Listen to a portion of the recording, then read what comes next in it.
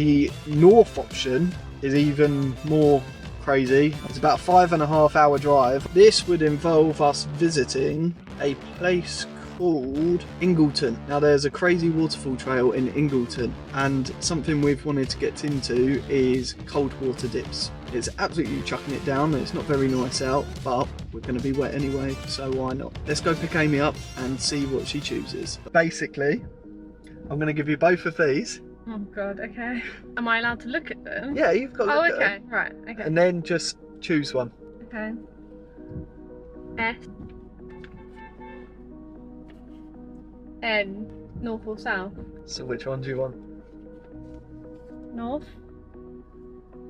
Okay, cool. One eternity later.